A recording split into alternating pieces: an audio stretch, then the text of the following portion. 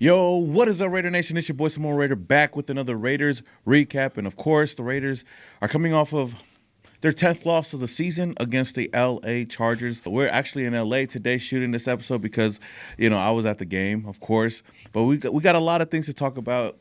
I mean, the Raiders are bad. We know that we suck at this point. But Pete Carroll being on the hot seat, Geno Smith, will he be the quarterback moving forward? What do the Raiders need to do to at least turn the ship around? There's a lot of questions after this game for sure, and we're going to talk about a lot of those things in today's video. But, of course, I got my honorary Oos with me, Mr. Joe Morley.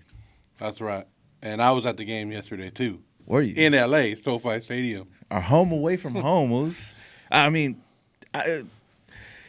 We continue to do this every single year. I mean, we say it about all the games in Las Vegas, Oos, but I think I've been to every SoFi Raider game. Yeah. And still haven't seen a win there, Oos. Well, not only every SoFi Raider game, which is including Raiders, including Chargers and Rams. Yeah. And we came close one year against the Rams, and that's about it. The Raiders haven't won in SoFi Stadium except for The preseason game. And the year that they had no fans. Yeah, no fans. Yeah.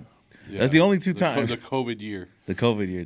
The two games that don't really count. Yeah. So other than that, like every time we walk away and disappointed, and I mean the one good thing about SoFi Stadium and the Raider games at SoFi Stadium is the tailgate. Amazing. Oh, always. Like crazy. Like if you want to ever consider like people always bring up the old Oakland tailgates. Yeah. This right here, like this. The Vegas tailgates have nothing compared on what goes on in Los Angeles tailgates. You don't think so? No. And the way they did this year with construction was actually a little weirder and kind of better because it was like they put everybody together. Usually it's like the Raiders are across the street and in their tailgate area, and then the Chargers have their Thunder Alley or whatever they Electric Avenue. Sorry, it's funny, but they have Electric Avenue. But this year it was like they put them all together, and it was kind of cool. It was kind of like Raiders, Chargers, and like everybody was interacting, everybody was having fun before the game. And I think we mentioned. Did I talk to you about this during the game? That it didn't feel like a typical Raider SoFi game.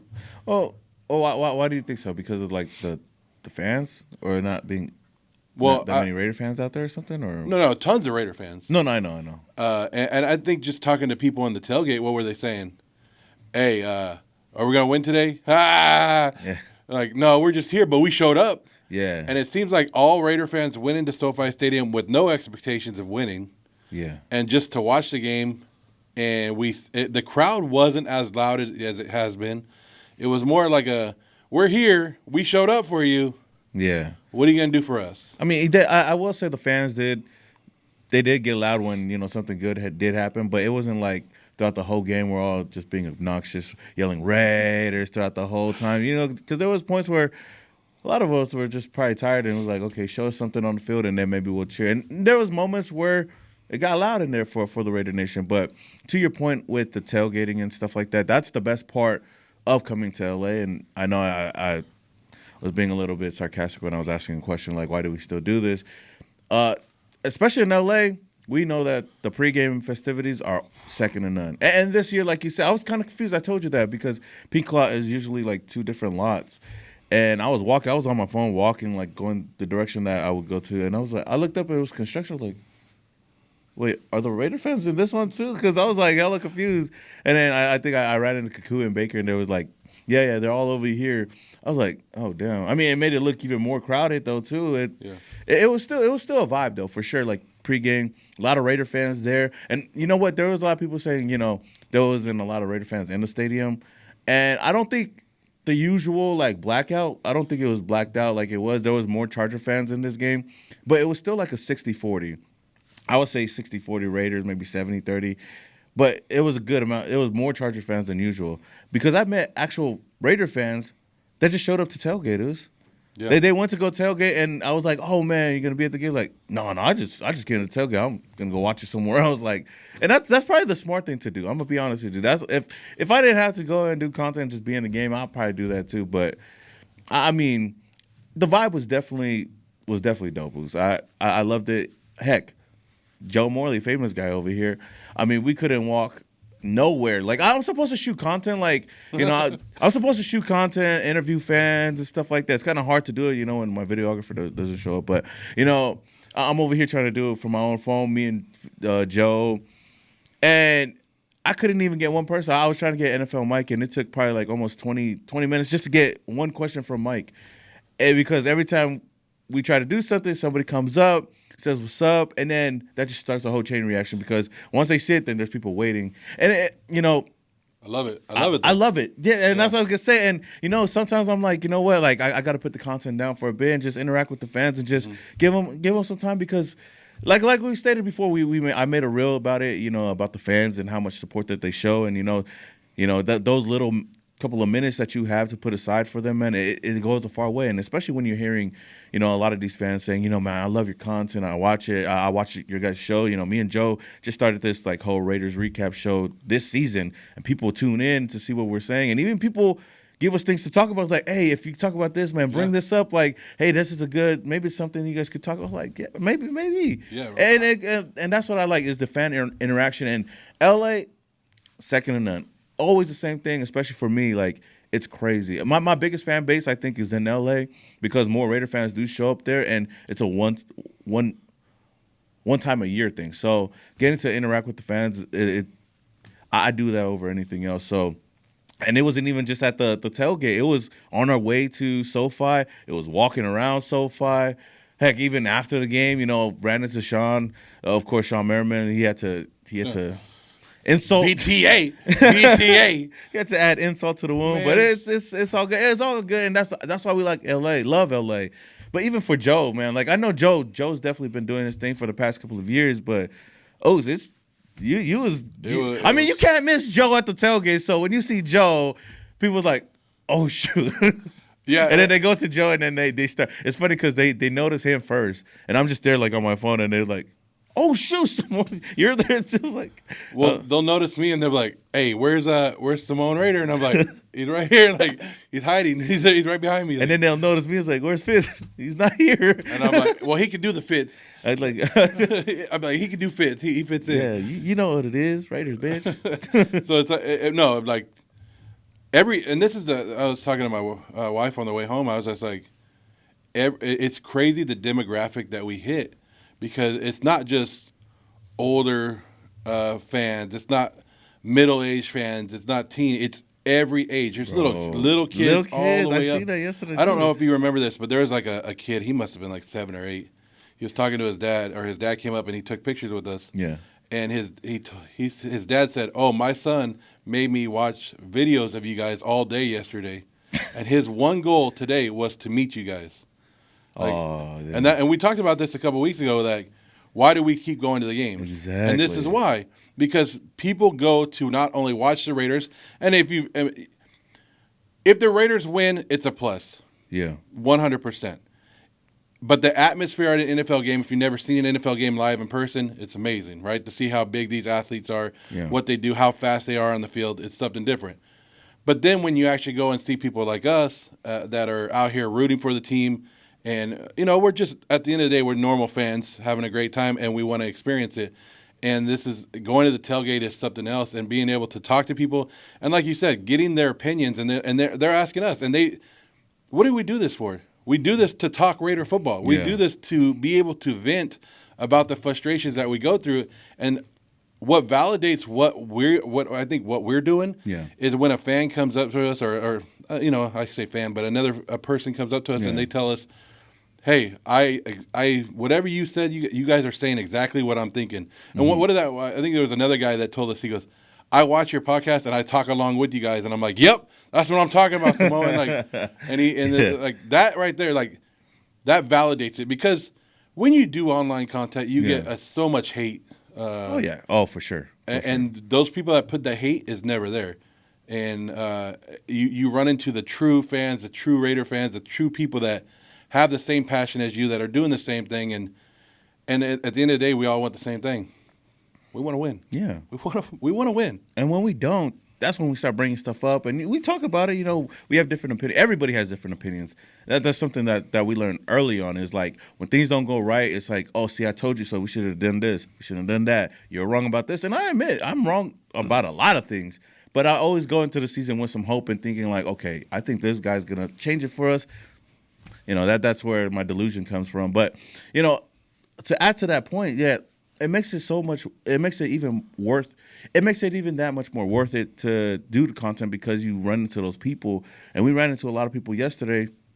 And like you said, man, first time people coming out for their first game, LA, some people were like, damn, I was thinking about running into you. And then out of nowhere, I can't believe you're right here. And then we see a lot of people like even just look. And I even try to turn to them and say, oh, what's up? I was like, oh, shoot, man. Because I know that they don't want to like disturb us sometimes. But then I'm like, okay, I don't want that to feel awkward. If you guys see us or see me at least, like, come on by, say what's up. Of course, I'm going to put some time aside, take a picture, even chit-chat with you guys sometimes. Now, there has been a time or two where I see somebody look and I'm like, what's up? It's like, they didn't even know who I was. I was like, okay, I thought they knew me. Who are you? Who are you? I thought you were Fitz, man. No, but yeah. And shout out to a lot of the people. See, now I don't usually be on my phone that much. Of course, I'm on my phone when I'm doing content, but like I don't check my messages and DMs during the whole day. And shout out to a lot of people out there that was in my DMs. I look at it at the end of the day when I start to cool down and wind down. And then I seen a lot of people in the DMs, the hidden messages, like saying, oh, where you at, man? I want to see you. Can I really take a picture with you? What section? And I feel so bad because there was a lot of people in my DMs yesterday, and they just wanted to see where we were at, just say what's up, take a picture. So I'll try to do a better job of that or letting people know where I'm going to be. I know I say I'm going to be at Pink Club, but then you got to go look, where's Waldo, Yeah, and especially once the game starts, it's like really, like we're trying to do content and do it. Yeah. And like I said, like if you ever see me or him, like, hey, sometimes you got to get our attention because sometimes we are like focused on doing something and just be like, hey, Joe, hey, Samoan, and we're right there. Like I have no problem. Like that's the internet. We've always talked about it. The Raider Nation the Raider fans is what makes this fan base great. What makes rooting for the Raiders great. And I mean, you go to the grocery store and you see another Raider fan and you're wearing Raider fan. They're gonna say something to you. Like, Raider fans are gonna look at each other and be like, Raiders. It's like, or they'll be like, damn, man, yeah, we suck, guys, but hey, maybe let's go Raiders. Maybe next year, maybe next year. We've been saying that for the past I don't know how many years. Raider Nation, today's video is sponsored by Mint Mobile, and they're keeping things simple for the holiday season. If you're tired of the wireless runaround, Mint makes it easy and all online. No stores, no salespeople. You can handle your entire wireless plan from your phone or even your laptop without ever stepping outside. Mint runs on the nation's largest 5G network, giving fast and reliable coverage to 98% of Americans with 5G and 99% with 4G LTE. Whether you're at home, at work, or at Allegiant on game day, Mint's got you covered. And the part that I really do like about Mint is that they introduced bulk savings, meaning you can choose however many months you want up front, whether it's 3, 6, or even 12. The more months that you pay for up front, the more you save. Heck, you can even bring your own unlocked phone or pick a new one at mintmobile.com. Either way, you can save your number and all your contacts when you switch. And here's the big holiday deal. Mint is offering 50% off of their premium wireless plan, so you can lock in their lowest price of the year at $15 per month for 3, 6, or 12-month plan. Head over to mintmobile.com to grab this special offer and upgrade your wireless service. Thank you again to Mint Mobile for sponsoring today's video. Now, let's get back to it. Outside of that, let's get into the game. Let's talk about the team, the more depressing thing to talk about today. But the Raiders got that BTA 31-14. Lost to the Chargers at SoFi Stadium isn't anything new, but something we all kind of expected. I was hoping that it would change this year, even though I know that the Raiders are not really fighting for anything anymore. But the Raiders lose, and I just wanted to have something to brag about. But it's come to a point where there's fans that just feel bad for us at this point, and that means you're lower than low up. But Raiders are officially eliminated from the playoffs. Zeus. Damn, man, we can't go on that run. We can't win 10 games. But you know what? We lost 10 games. Yeah. I know Pete promised 10 wins, but I mean, like we talked about last week, maybe he just had it flipped. Maybe he had it flipped. Yes, that's what happens to everybody when they come and put on What that was that silver and word black. you used last week? I forget what it was. What? Dyslexia? Oh, dyslexia. Come on now. Nah, but yeah, I mean, I feel like the playoff host was. I think we were eliminated in week 6, but I think it's official now. You know?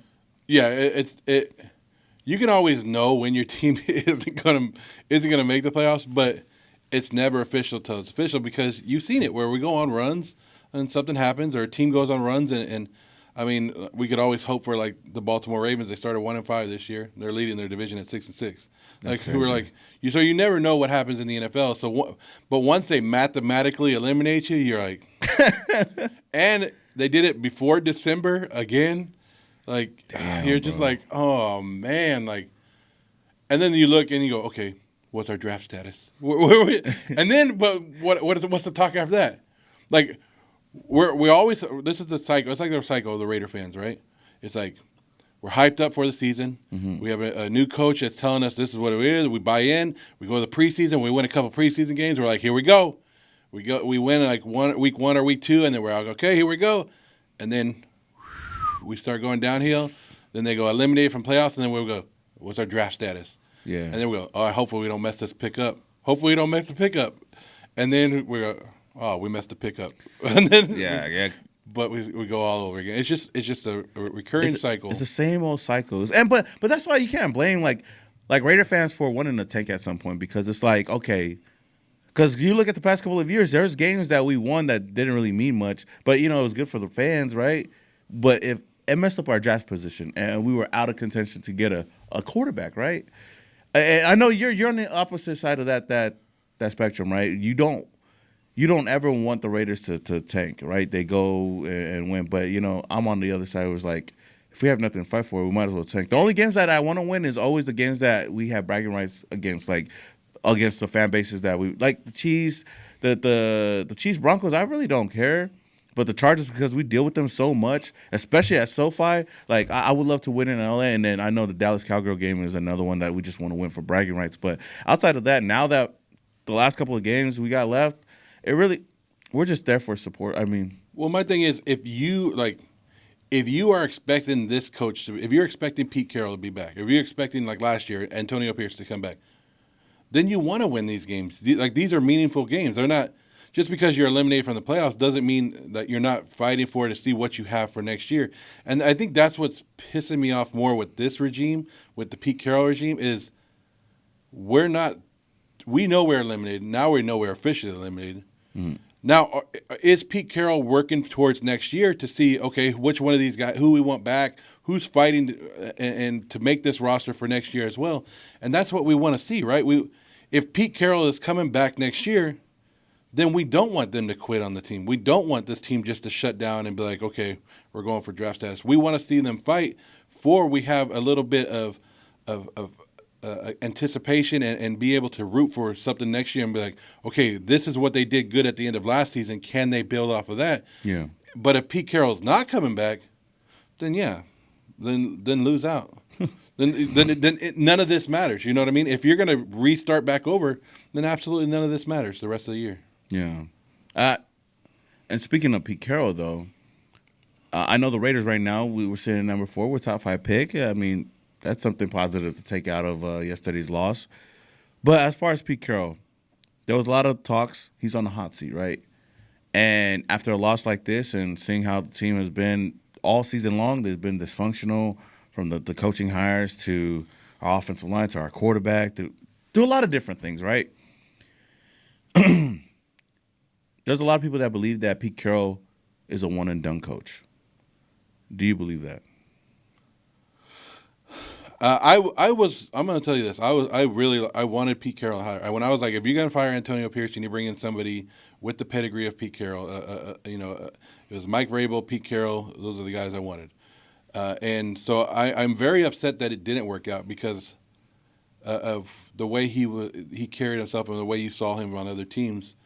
And so, but I'm looking at this team, and this has to be one of the worst teams we've ever seen. That's crazy. And this is one of the worst teams' performances.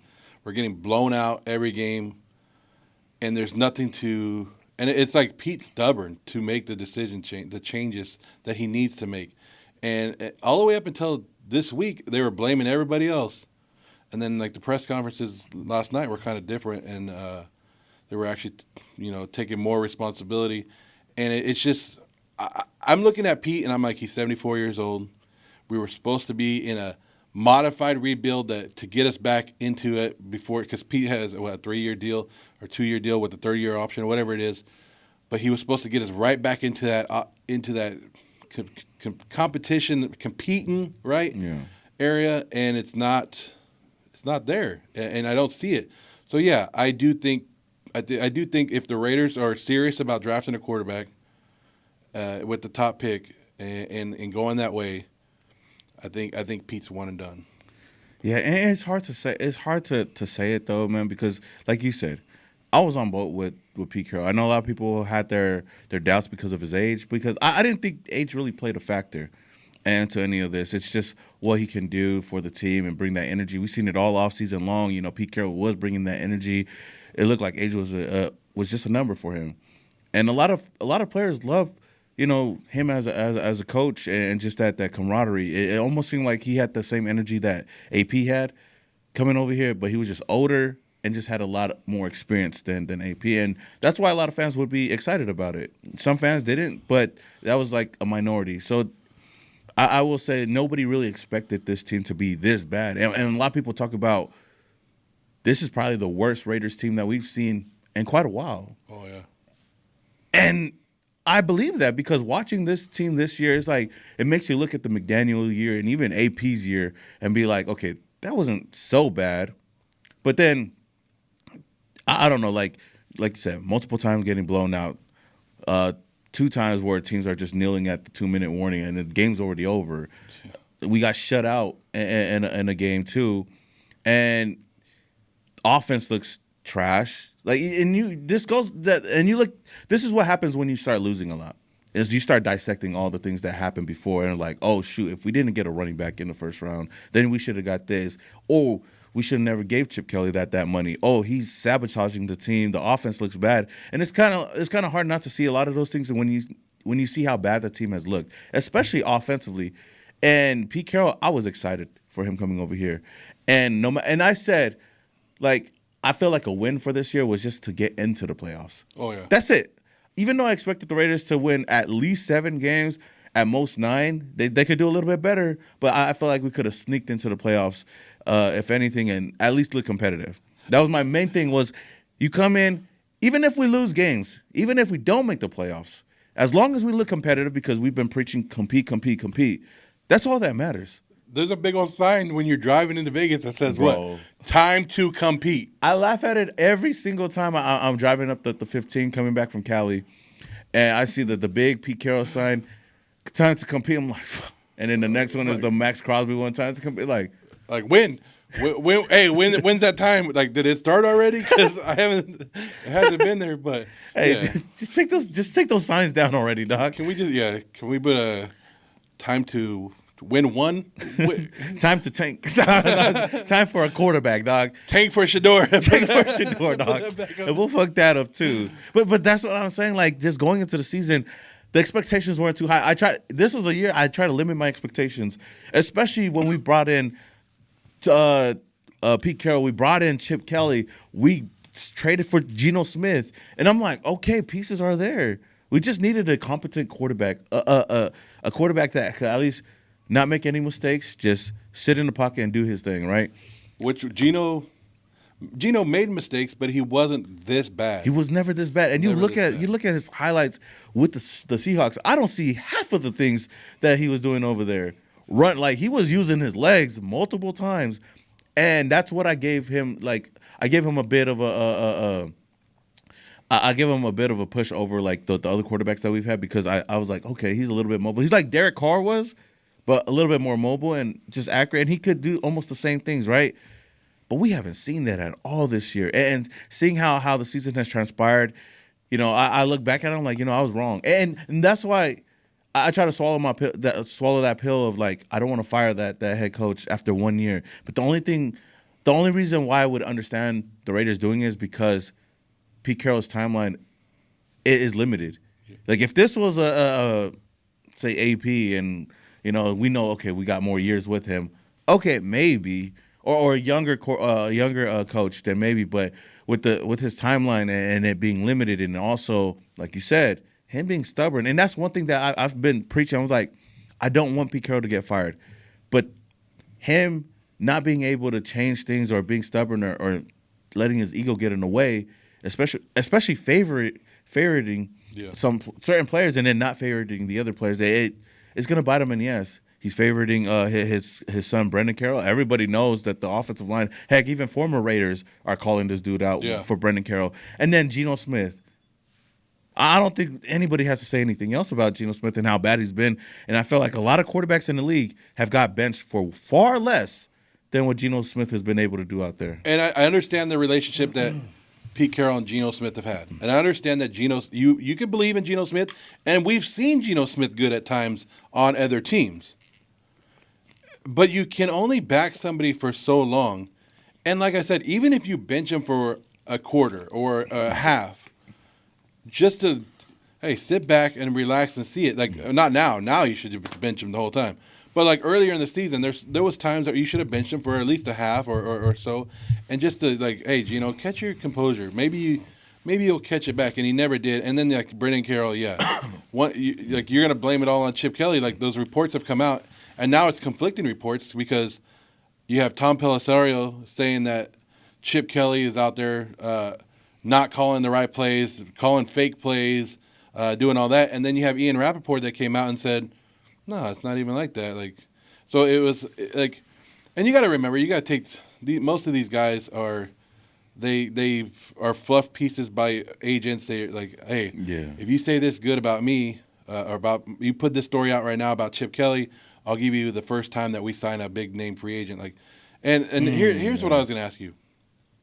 Maybe Tom Brady's learning a lot this offseason because Tom Brady wants to be involved. Tom Brady wants to be the owner, right? He wants to be he is the minority owner. He wants to be involved in the everyday activities. This was his first cycle of hiring a head coach. And they actually did it correctly this time. And I'll give Tom Brady that, and I'll give the Raiders that. They actually sat down and interviewed multiple coaches, multiple GMs. They took their time doing it. And I think when they went to Pete Carroll and they hired Pete Carroll, correct. It was probably correct at that time. But I think they forced assistance on Pete Carroll. Yeah. And I'm not. We don't know. We don't have the inside information. But now that the way that it's coming out and the season is portraying itself, that's the way it's coming out. Like, I don't think Pete Carroll himself would have hired Chip Kelly, and I don't think Pete Carroll himself would have hired Patrick Graham. So when you're not bringing in your culture guys, because that's what a coach does, right? He brings in his assistants that run his culture and his systems, and they start there. I think that might have hurt him. And I think maybe that's a learning thing for Tom Brady going forward. Like, hey, okay, if I'm going to hire you as my coach, I got to give you a little bit of access. I'm going to tell you that, hey, I'm going to back you and I have all the resources to give you. Money is not going to be the issue. If you want to pay a guy and it's going to cost $6 million to bring him in, got you. Yeah. But bring in your guys and let's right the ship. And I think that's where we got to go. We got to have we got to have everybody on the same page. We got to have Tom Brady. We got to have John Spytek and whoever our head coach is. And then that head coach has to be on the same page with all his coordinators. You just can't hire and go, okay, I got you the best offense coordinator, because we've seen it. Like, sometimes those dream teams, those dream scenarios, people have egos, and it doesn't. Sometimes it doesn't all go together. Yeah, and I felt like I agree with you on that. Like, I wouldn't do something like that where, like, hey, we're gonna bring in our own coordinators. We made you the head coach. I feel like you don't do that for somebody like Pete Carroll, because he's got that experience and he's got a lot of relationship with a lot of offense coordinators, defense coordinators from past time, right? So let him do his thing. I feel like you do that when you have a young coach that you want him to have some guidance, right? Somebody like an AP, like that would be type of hire that you would bring in a Chip Kelly. But it makes a lot of sense why there's a lot of reports saying that a lot of them weren't seeing eye to eye. And that fluff piece that you were talking about with Chip Kelly, like, there was questions going around, and especially after Tom Pelissero announced that, he basically sabotaged the team. He didn't know what play calls he was calling out there. And watching the team, it made sense to me. Like seeing it, it was like, okay, sometimes the offense just looked bad. They didn't know what was going on. There's multiple times we've been at games where, Geno Smith is hiking the ball and he's like looking like, I don't. He's supposed to hand it off, or like it's supposed to be a play action, but he's going the wrong way that Genty's at, or whatever. It just multiple occasions like that where they just look lost. So I understood that, and then with the other thing coming out, it's like, damn, I don't even know who to believe. But one thing's for sure, they were both on different pages, on different sides of the spectrum. They didn't see eye to eye, and that's where a lot of things could get ruined. And I've also seen reports that Tom Brady, he was the main factor for bringing Chip Kelly on, for the mere fact that he would be the successor for Pete Carroll, because he's not going to be in the league that much longer. So you bring in somebody that's coming from college that just has some success offensively. You bring him on, you let him run his offense. Him and Pete do their thing, build a team, and then once Pete retires, then Chip Kelly's your head coach. I mean, that's a tough pill to swallow as well. No, but if everything would have gone 100% the way that you envision, go 7-9 this year, next year 9-7, or and make the playoffs, and our offense is rolling and everybody's doing good. You draft a young quarterback and you keep going, then people and our offense is like top in the league, not maybe top 12 at that time, and then they go, hey, Pete's stepping down, Chip Kelly's going to take over. People would have been like, okay, cool, yeah, but like. If we were winning and everything went 100%, I could see the plan that they had. But, I don't think you could force it. Like, if the Raiders are to – like, I don't know. I don't want to switch coaches. Like, I hate it. I hate going – I'm sure the players hate it. I'm sure it's not a great thing every year to do it. But, like I said, the only thing that is Pete Carroll's age. So maybe you could look for a young offensive-minded guy and do whatever most teams do and be like, hey – you're going to be our offense coordinator / assistant head coach, and put it in there. And they've done it in contracts where that's how Gerard Mayo got his job with the Patriots. Is they had him as a defense coordinator / assistant head coach. When Belichick steps down, you'll be the next head coach. That didn't work out for him because he only lasted one season. But it was in his contract that he got it, and it's been in people's contracts. So that's one way around, like, the Rooney Rule, whatever they have, is if you could automatically do it, and the league has to approve it. But you would have to find a young, But and when you look at this and like you go, okay, let's fire. Like the easy thing is fire Pete. Let's get Pete the hell out of here. Yeah. Okay, but who wants this jam job? I feel like there's a lot of people that would love it. There's not a lot of people lining up for this job, especially with not having a quarterback. And then you have your boy Antonio Pierce yesterday. I don't know if you caught that. It's gonna take decades to change this team around. Somebody's salty as motherfucker. So, hey, AP, man, I get it, AP. I get it. You lifelong Raider fan. You got your dream job. You weren't cut out for the job. But hey, I was one of the guys that said I wouldn't fire you after 1 year because I was like, okay, let's build and let's find somebody. I know it's easy to say it now, like, oh, I would have drafted Shador, I would have done this. Oh, hey, it's gonna take decades now. But for you were like, oh no, we're gonna turn the ship around in 1 year. Well, you were part of the problem as well. But he hella salty after that. And after watching yesterday's video about like he doesn't see the Raiders turning the tide anytime soon. I'm like, bro. AP's like, I fired my OC the same time you guys fired yours. I could have done the same thing. But then again, you see how dysfunctional the Raiders are. You have AP on TV now after being coach, and AP's like saying what? If I was with Mark Davis and me and Mark, we were on the same page. We were going to draft Shador Sanders. And then they do an interview with Tom Telesco, who was the general manager with Mark Davis and AP. And what does he say? If I was the general manager, we wouldn't have drafted Shador. We would have took Jackson Dart. That just shows the dysfunction of the whole. Like, if your owner and head coach want a player, but your GM is like, no, we're going to take this guy. But it's always been like that, no? With a lot of GM head coaches, they're always going to have their players that they want, but it always comes down to who has the most say, right? But this is the problem with us. Most teams let the general manager hire the coach, so that way it's all on one thing. We haven't done that the last couple of times. We've hired even Josh McDaniels and I know I forgot his name now. Dave Ziegler. Dave Ziegler, yeah. Even those two both came from the Patriots. They were both linked together, and maybe Ziegler would have hired Josh McDaniels, but they were hired to simultaneously. Yeah. And there you go. And John Gruden basically hired his general manager, right? Yeah.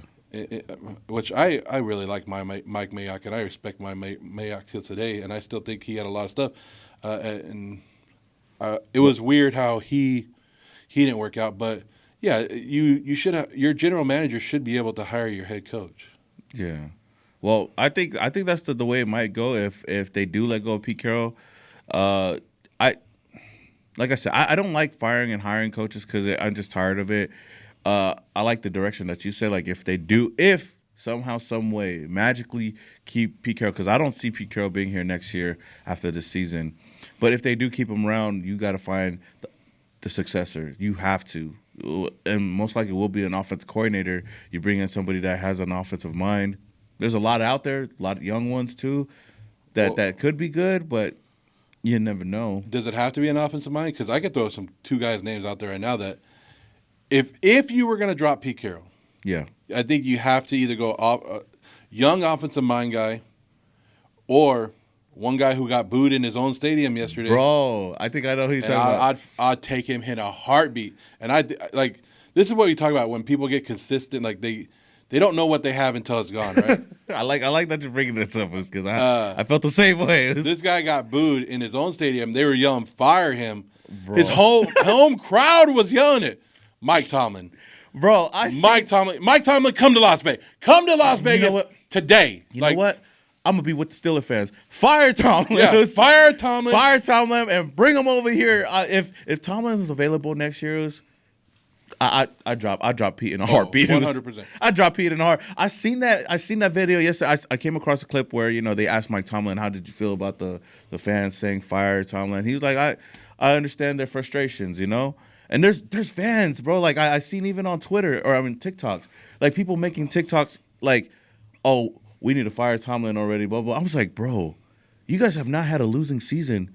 Y'all don't know what losing feels like. You guys are just middle of the pack. That's the worst thing that happens to you guys is that you guys are middle of the pack.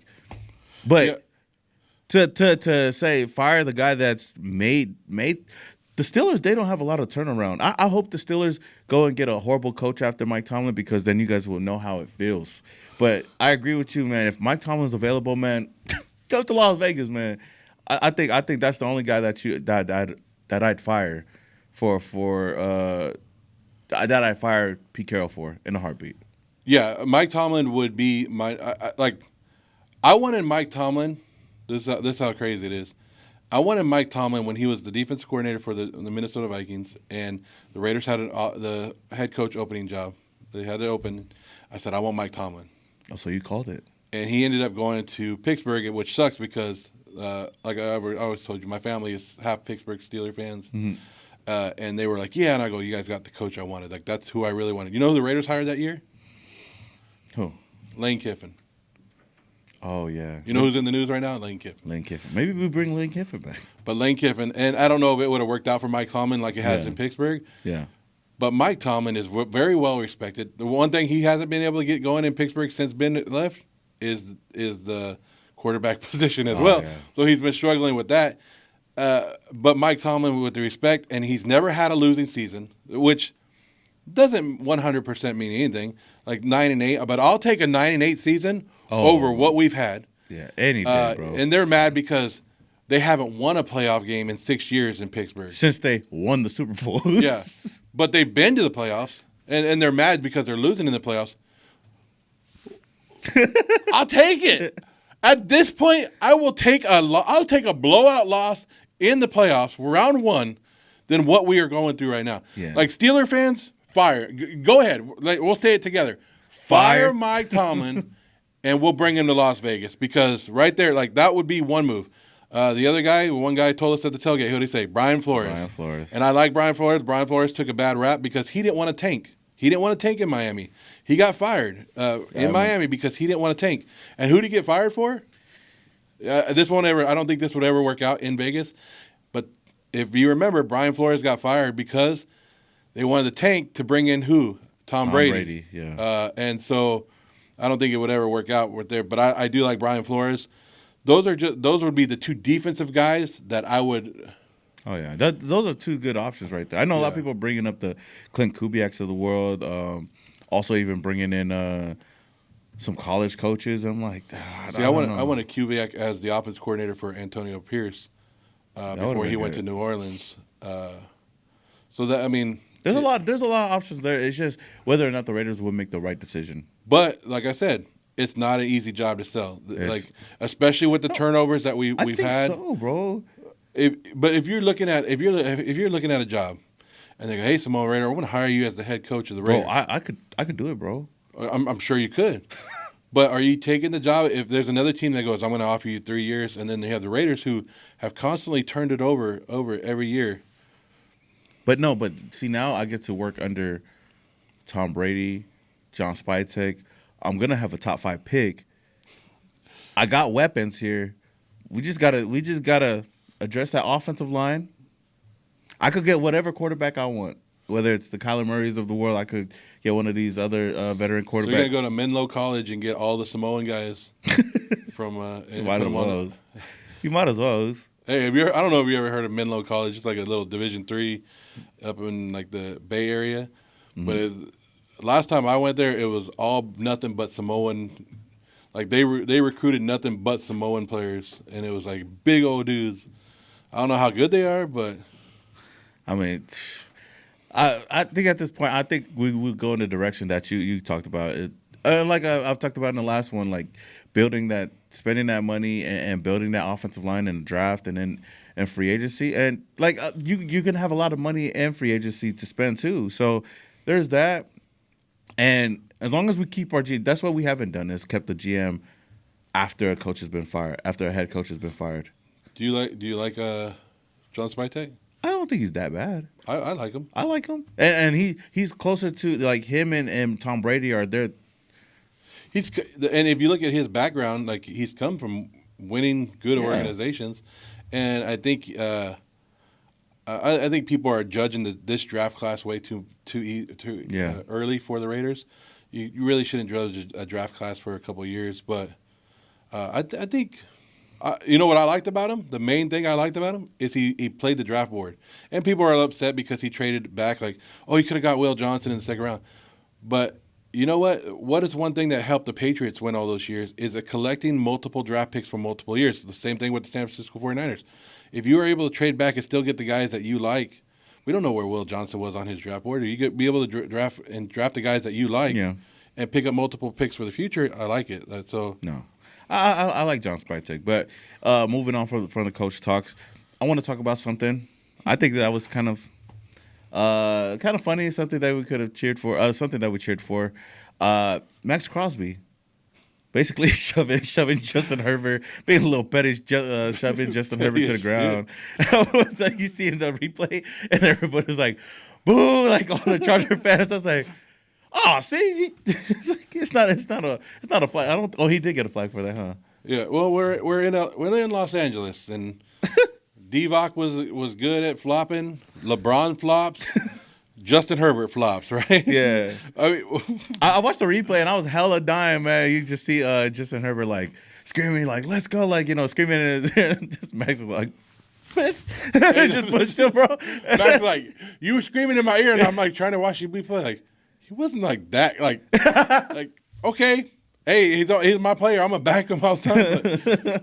Now I'm surprised the Chargers didn't make it a bigger deal, and Max picked him up and was like, yeah, like I thought you were screaming in my ear, and I know that he basically apologized. Like, no, Max, you don't need to apologize to him, man.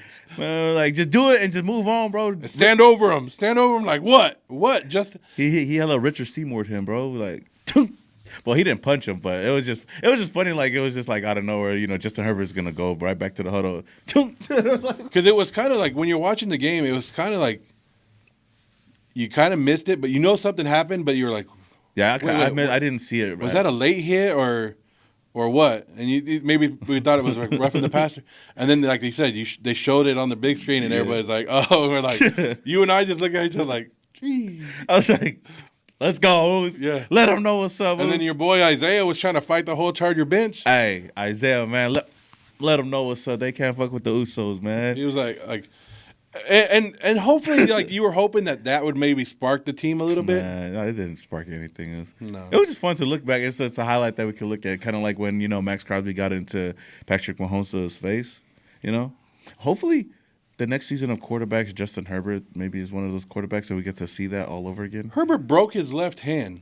He's having surgery. He beat us with one hand. He beat us with one hand, bro. He beat us with one hand.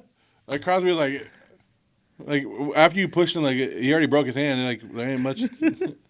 Hey, Crosby, man, do it 10 times over. But I love the fact that he was able to just. Yeah. I think it's a funny clip just to look back at it. It's something that we could take out of this game and use for future memes, man. Maybe we'll have a picture of Max just shoving them, and that'll be like on a T-shirt or something. Yeah, like we always look for that one moment and be like, yeah, hey, you guys got 0 rings, and your quarterback got punked by Max Crosby. Hey, you see, I reposted that yesterday. I was so mad yesterday because there was like a lot of Charger fans like just dogging us. I was like, man, F it. I'm gonna just freaking rage bait them, bro. I reposted the 0 rings thing, and all of them came out. I was like, okay, my job was done. Yeah, I beat everybody to the comments. I was like, this guy bought a jersey and he spent his own money on it. Like, no, I didn't. It was that jersey is actually to honor a friend of ours that passed away, another Raider fan that passed away, and that was like one of her last things. For us? Yeah, Kelsey. Oh, Kelsey. That was actually her idea. Was to do that jersey. I didn't know that. And so she passed away, and it's just an honor. Like, and it's funny. It's like it's always gonna like it's all we have. Like it's all we have. Like the Chargers have basically swept us 2 years in a row now. This is all we have, and it gets to the Charger fans. Like what was your Merriman? Merriman called you over, took his damn belt off, and was like, "Bah, I want you guys to hear this." And he's like, "Pa," and it was like. And then what'd you say right after? Like, I was like, well, this guy don't got no rings anyway. That's like, hey, I don't care what y'all say. All the Charger fans out there say, oh, you weren't born for those rings, all those dusty-ass rings. Hey, they still rings at the end of the day. We still got 3 of them. Your guys' franchise has been around for a long time, and y'all haven't seen a ring not one time. You guys don't even have one to brag about. So I'm gonna still talk about it. I know a lot of us Raider fans are gonna still talk about it. So, hey, we got 3, y'all got none. Hey, you guys are fighting for a participation trophy at this point, because I'd rather have 3 Super Bowls for the rest of my lifetime and never having a Super Bowl in my lifetime and just winning a couple of seasons here and there. Hey, one of the Super Bowl trophies and one of the rings say L.A. on it. Just let you know. Hey, we won one in every different spot. I mean, Las Vegas is coming soon, pretty soon. But hey, I don't give a fuck. That it gets a lot of the Charger fans riled up all the time. But hey, you know what? I know it's been bad for us. It's been real bad. Struggling, watching this team struggle so much. But it could be worse.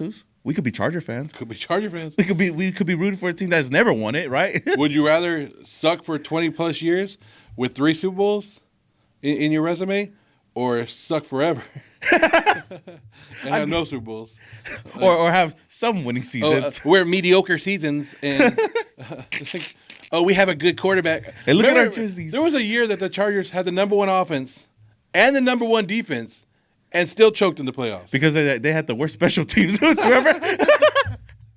Hey, bro, let's see. Y'all could have all the weapons in the world, man. Y'all still the Chargers. And I'd rather be a Raider fan 10 times over in my lifetime than be a Charger fan and never see the team win anything. I mean, I didn't see the Raiders win anything, but we got something to brag about. That's besides the point. But at the end of the day, I was walking home. I was walking to my ride, and I was like, you know what? It's okay. It's another season that sucks, whatever. But hey, we got a franchise that has won something. It could be worse, and I had to think about that. And I was like, you know what? I'm not a Charger fan, so I got something to be proud of. It could be a lot worse. It could be a lot worse. But and then I don't give Charger fans a hard time because they always say, "Oh, you guys weren't even alive for the last Super Bowl or whatever." And I'm like, "Yeah, but you guys didn't even know the Chargers existed this year. You just went about that jersey right now." Like people are like, "This is the most Charger fans I've ever seen at a Raider Charger game." Yeah, because they all just jumped on the bandwagon this year. Like. They're starting to come out. Like half of them are Madison Beer fans, so let's be honest, guys. But hey, You guys haven't seen your Chargers win anything. You guys still not gonna see it. I don't think your babies, your grandchild, your grandkids are gonna see the Chargers win anytime soon. Hey, but at least you guys got some nice uniforms for yourselves, right? To brag about. At least you guys have some solid schedule release videos, right? That's what you guys could brag about, and a good social media team. You know what? The Chargers are basically a content creator team. They are. They're a social media team. I don't know if you saw that yesterday, but they blurred it out. But they basically called there was, man, I wish I had it. I should have had it ready. But I think they called us. I think they called the Raiders a bitch yesterday. Did they? I want to say they did. Let me see if I can find the actual post. But they actually they covered it. Okay. Well, while you're finding that out, yeah, let me see if I can find it because I want to say they it was like something like it smelled like bitch in here or something. Did they really? You caught it on camera or right here? Right here. Let me see. See if you can tell me what that word is underneath that where they crossed it out. That's bitch, right? I don't know if you guys gonna be able to see that, but I'll probably put it on there. But smells like a sweep. And it says, "Ooh, bitch, it stank." That's yeah. But they crossed out bitch. Okay, it is. Hey, I applaud you. Hey, that's funny. I chuckled a little bit. I mean, their social media team. Hey, that is good. If the NFL was all about social media, I think you guys would be pretty much up there. But as far as a team that's relevant, nah, you guys haven't won nothing. You guys have nothing to brag about, other than hey, we won a little bit more games than you. We've been a little more relevant than you guys have been in the past couple of years. Okay, I'll give it to you, but you guys never won the big one. They're taking a lot of Webbies home. They're taking a lot of Webbies. Yeah, they take a lot of Webbies home. Hey, I do got some. I don't know how much time we got, but I want to ask this one question before I get to some of the hot takes that the fans gave. Right. This question I seen. Shout out to my boy Byron. I seen it on his story, but I thought it was something that I wanted to ask that would be kind of interesting. Who do you think would win in the game? The 2016 Raiders or the 2021 Raiders? 2016. Yeah. How so? Why so? They're more aggressive. I think they were more talented as well too. Yeah. Because I don't think that a lot of people bring up 2021, but that team was good. It wasn't led by it was led by the run game and special teams and stuff like that. Not much of our quarterback, like a lot of people think it is. But yeah, that 2016 season they took a lot of risks. Like they took a lot of risk in that, and Jack Del Rio was good at that time. Bill Musgrave was good, and yeah, I think they just the risk that they would have taken, and then you got who's coaching that 21 team? Is it Bisaccia or you still got Gruden going the whole season? Because there's a difference there too. There is a big difference. Yeah, because Bisaccia is the one that got them to the playoffs. Gruden might have wore down by the end of the season, and some of his play calling was questionable at the beginning of the games too. So, yeah, I think 2016 would have. Okay, I got it better because I think that's an easy one, but 2016 Raiders versus the last Super Bowl Raiders, 2002, right? 2002, 2003 Raiders. Oh, yeah.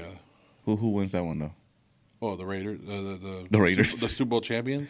You think so? Over the 2016 team? You got Jerry Rice, you got Tim Brown, you got Jerry Porter, you got that offensive line like Max Crosby versus or no, Max wasn't on the 2016 team, but who was on there? Khalil Mack. Khalil Mack versus Lincoln Kennedy. Ooh, that would have been a good matchup, right? Like, I don't know, that Raider defense back then was. You think so? I think the 2016 would still win, but Charles Woodson is picking off Derek Carr all day, every day. You think so? Oh, he's taking him to the house. Nah, that Derek Carr, bro. Oh, nah. The 2016 Derek Carr? Yeah, no. Charles I take him over Rich Gannon. That year, Rich. Oh, was that his MVP season? Yeah. Oh, yeah, that's kind of tough.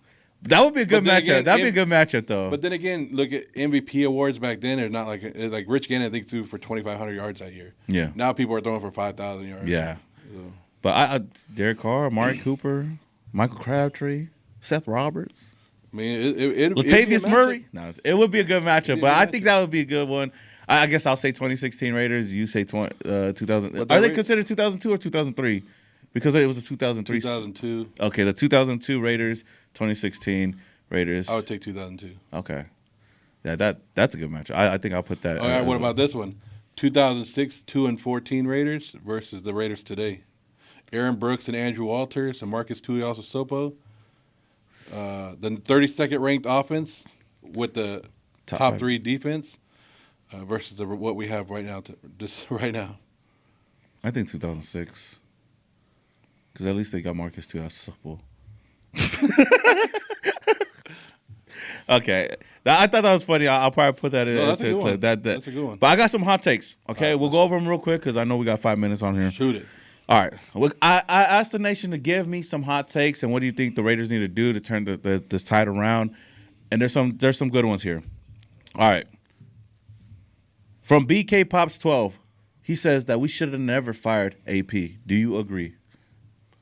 No, I don't agree. Like, if we were gonna fire AP, we had to upgrade, which it doesn't look like it was now. But Pete Carroll is an upgrade over AP resume, everything, and you were going that way. And we forgot the mistakes and how the time management and everything that AP was not ready to be a head coach. No, I disagree because I said that I didn't want to, like, I always say it. I didn't want to fire AP, and I will say of course I was down for the Pete Carroll hire, but at the time I was like, yeah, AP was definitely inexperienced, but he's got to learn from his mistakes. I'd rather give a coach 2 to 3 years to see if they could get better or not, and I don't think he was given that chance. How about this? The mistake wasn't firing AP, or the mistake. Maybe the mistake was to fire AP. The mistake was hiring AP in the first place. Yeah, we should have done a full coaching search and everything like that. I don't think. Yeah, I agree with that. That was it. But we as a fan base, the players, everybody kind of forced it on Mark Davis, and Mark Davis should have just done his own decision. But but Mark Davis was going to get even more flack for that because they would have never known how bad AP would have been if we never gave him the job. If we moved on from him and we hired anybody else, maybe Jim, I know Jim was one, but if we hired anybody else and they did bad, everybody was like, we should never. Same thing with Rich Bisaccia. You had to learn. You had to learn, and it just didn't work out. Yeah. But I totally understand why Mark Davis did that. Somebody said bring Gruden back. I'll start this one. No. There's no need. We talked about it before. I'm tired of hearing that. Like, everybody's saying, bring Gruden back, bring Derek Carr back, but you guys don't understand how bad it was. And I'm not saying that Derek Carr is bad, but they're going back to that because he was the most stable quarterback that we had for a while. But that doesn't change the fact that he was not a good quarterback. That doesn't change the fact that he was a mid quarterback. You want to at least try with somebody new and shoot for the stars for some potential there, not going back and retreading to old things that, didn't work out. And as far as John Gruden, you guys got to remember, man, he wasn't great. He made a lot of questionable decisions. A lot of people would go back to that because of nostalgia. But when you look, we're talking about draft and even free agency moves, man. He made a lot of questionable ones as well. And if you're looking to draft a quarterback in next year's draft, like a rookie quarterback, John Gruden hasn't developed quarterbacks. Mm-mm. He doesn't develop them. He never did in Tampa. You got to remember, he won the Super Bowl with Tony Dungy's team. He played art. Of course, he took the Raiders. Bill Callahan took the Raiders with John Gruden's roster, but he didn't build that team in Tampa. Yeah. He won it with Tony Dungy's team, and then got fired from it later on. And then he came back to us. He was building a team, and it looked like we were heading in the right direction, but we don't know that. Yeah. Because the previous years with John Gruden, as we started off hot and then we went down, and they were saying that his style would make the players tired towards the end of the season. Yeah. So I don't know. No. That's the easiest answer. No. Yeah. We had our time with John Gruden. Let him do his thing on TV. But the game had John Gruden. There was times where people questioned his play call. So people wanted him gone too for multiple times. Yeah. And you guys talk about somebody that's stubborn. He's just as stubborn too. But this next one from Good All Kid. And it just goes back to the point that we just made. He says we need to build through the draft and stop taking risky reaches for players early in the draft. For example, Cleveland Farrell, Tyree Wilson, Alex Leatherwood, and Damon Arnett. Well, 3 of those 4 names are John Gruden's first-round picks right there. So, I mean... Well, time out. Cleveland Farrell's tearing it up this year. Oh, is it? I haven't kept up. he has 4 sacks in like the last 2-3 weeks. He's actually turned his career around, and he's playing really good for San Francisco. But yeah, especially if you're drafting high. But then again, every draft pick is a risk. You never know, and that's why I go back to I don't want to tank, because you never know what a college guy or what a prospect is going to be until they get in the NFL and actually start playing games. They could be considered a generational talent guy, and then they get into the NFL, and it's not there. It didn't click. Or guys are smart enough to figure it out, because now you're going up against the best of the best, and people are finding your tendencies and they're finding your weaknesses and they're hitting you. So I don't know if there is such thing as a reach in the NFL draft. Because is it a reach if they worked out? Like, hey, Alex Leatherwood should have been a 3rd round pick or whatever it was, and we took him in the 1st round. But if he would have turned out to be that number one badass offensive tackle, would that have been a reach? No, nobody would be talking about it. You only talk about it when it doesn't work out. Yeah, that's true. Now this next one is kind of goes to your point where I spoke on earlier. It's 2, but they kind of go together. Fix the offensive line first, quarterback second.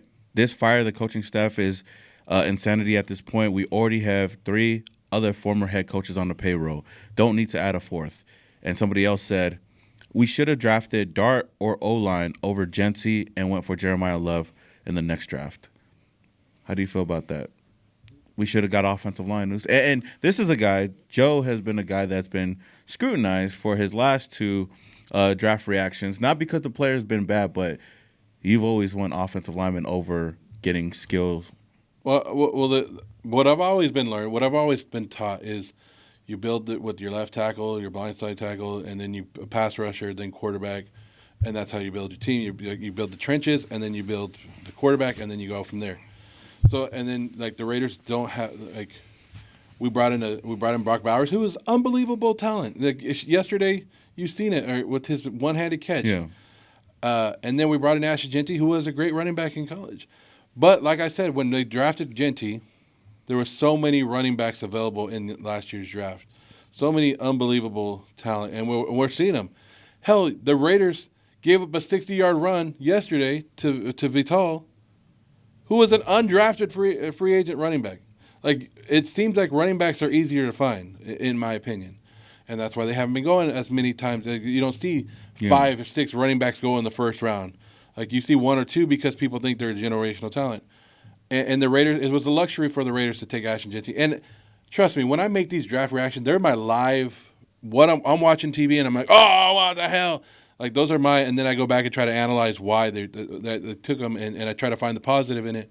And I always want to be wrong. Trust me, I don't want to be right. Like, I wish the Raiders were, a 10-win team, and Ashton Genty had 1,500 yards and like was dominating right now, and people are pulling my clips up and just laughing at me. Like, I wish that was happening. Yeah. But it's not. So now you go back and, like I said, like when you make a draft pick like that, now you question it. Like, should that have been the pick? Should we have done that? Should we have traded back? And like, yeah, there's a lot of things that, a lot of what ifs after it. It's too late now.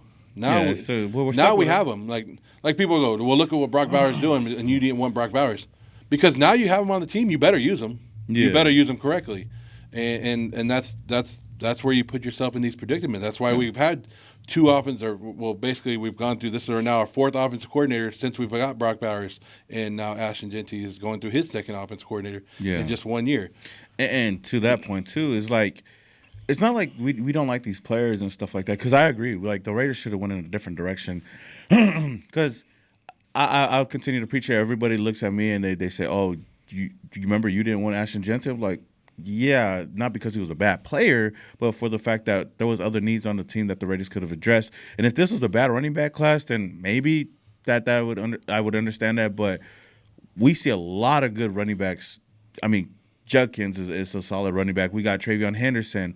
You got so many other Hampton that you could have got later on in a draft, and you could have addressed a different position. I was a quarterback guy. I wanted a quarterback guy to at least have some hope for the future, whether it was a Jackson Dart, whether it was Shedeur Sanders in the first round. Anybody, but not addressing that position or going and getting somebody just because they're best player available at a position that we really don't need at the time, especially for a team offensively, had holes everywhere else. But I'm happy that he's here. It's the same thing that we can say about the busts that we've had. Like I didn't want Cleveland Farrell. A lot of Raidernation didn't want him, but hey, he's a Raider. I'm a root for him, and I hope that he proves us wrong. Well, we wanted a defensive end that year. Yeah, it just wasn't Cleveland Farrell. It was Josh Allen, and he's been or Ed Oliver, Josh Allen Hines, or whatever. Yeah, but speaking about reaches now, that was the same draft that we took Max Crosby. Yeah. So if you would have flipped Max Crosby and Cleveland Farrell, and say we reached for Max Crosby in the first round because they loved him, yeah, and they took Max Crosby in the same spot, now he's doing it, and people are like, "Oh, you reach for him," and now you're like, "Oh, it's not that bad." So I mean, that would have been crazy though. So now you're looking at like, okay, yeah, we missed on that first round pick, but we also hit on a and that's something I will say about the John Gruden, Mike Mayock era is that they did way better in the mid rounds than they did in the first round. And it's kind of like the Alex Leatherwood year. Like everybody wanted Trayvon Merrick or somebody. But if you flip Trayvon Merrick as the first round pick and Alex Leatherwood was the second round pick, it's like okay. Once they got Trayvon in the second round, I was like, I went on I told you I went on a big old rant on the Alex Leatherwood, and I was like, pissed off, and I threw my hat, and I was like mad. But once they took, because I wanted Trayvon, I wanted Merrick, and then they took him in the second round, I was like, okay, we're good. Now we're flipped it, we're good. Yeah. Was it? I don't know. Okay. No, I agree with you on that. The next one, let me see. All right, this next hot take comes from TJ officially. Well, it's not me, though. Because the hot take is we need to move back to Oakland. Yeah, because that we were winning in Oakland, so we need to go back. Like that is the missing link. Like I remember winning all those games in Oakland. Yeah, especially those last couple of years in Oakland, man. And I think I agree with you on that one, man. Maybe moving back to Oakland will help this team win more games, and we'll have a much better stadium over there. How about we just put the baseball field in Vegas? Oh, that'd be nice. Like, hey, tear it up, put the baseball diamond, and we play on the dirt for the first couple of games, and maybe that works out. Maybe you're right, Deuce. I don't know. I don't know why. I don't know why fans still bring it up. Like, yes, Oakland had that the fan base going crazy. It was a different time over there. We talked about the tailgate, right, with L.A. Tailgate in Oakland was second to none. But the product on the field is the same thing that we see in Vegas. It's not going to make that much of a difference. And until the Raiders start winning again, Vegas will start going up as well. But I don't think moving to Oakland. I mean, Oakland didn't even want the Raiders. So why even think about going back? Yeah, Oakland kicked the Raiders out. They picked the Oakland A's over us, and now the A's are in Vegas. Now the A's are coming to Vegas. Yeah, so if there's anybody to blame, it's Oakland. But what we've learned is the tailgate, where you tailgate at, the stadium that you play at, and the city that you play at don't mean shit if you don't have no product on the field. That's absolutely true. Yeah, and hey, when it starts to get going over here in Vegas, it's gonna be going. It's gonna be great. Hospitality is great. Food is great. Everything outside of the winning is great over there in Vegas. So hopefully they could turn it around. And I know the team right now. He's in the win club. He in the win club. I'll be in the win club, but we don't win a lot. But yeah, Joe. I mean, another week, another loss for the Raiders, man. It's a tough season so far. One of the worst seasons I've experienced, for sure, in Las Vegas, for sure. So hopefully the Raiders can turn things around pretty soon. We're sitting at 2-10 right now. I don't think that the Raiders are going to win any more games. We're probably going to move up the draft boards and hopefully draft a quarterback. But knowing the Raiders, they might mess around and draft something else. We bring Geno Smith back next year. We run it back. Yeah. Because maybe he's just having a bad season. And numerology, because Mr. Fitz, numerology said Geno Smith going to have a good season. Yeah. Hall of Fame season next year. So, hey, we run it back one more time. Pete, here, one last idea. Pete Carroll comes back next year. Brendan Carroll, offensive coordinator. Oh, that'd be perfect. Because maybe he's not a good offensive line coach, but offensive coordinator. Yeah, because you know what? If we draft the number one wide receiver this year, and we do bad next year, we'll have a high pick, and we could get a quarterback that year, and we'll have a full offense full of stars. We could go wide receiver first round. Wait on a quarterback. One more. Get a quarterback. And then find some just find some random offensive linemen that aren't doing anything. Throw them in there.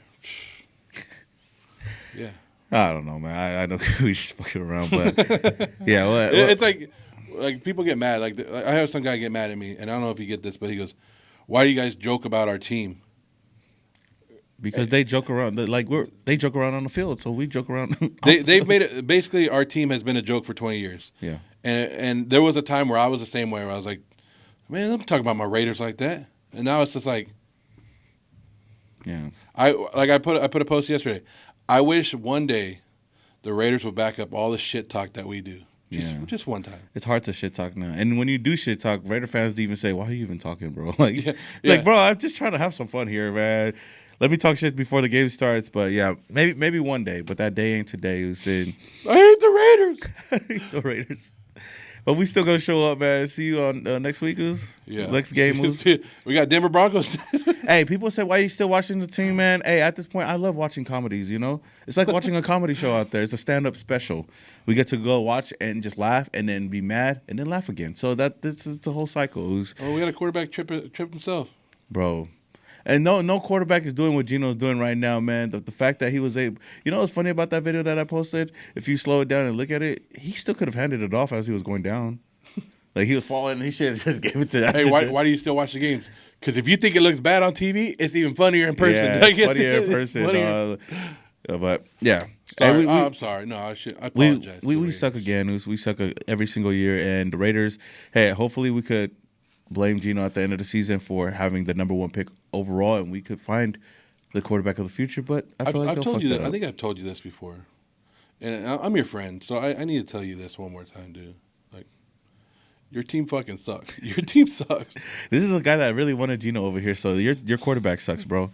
But, with that said, man, until the next one, man, I know time's winding down, but we'll see you guys after the next game. Your boy Simone Raider. Find me all social media platforms and the Joe Morley on social media platforms as well. Geno! All right, y'all.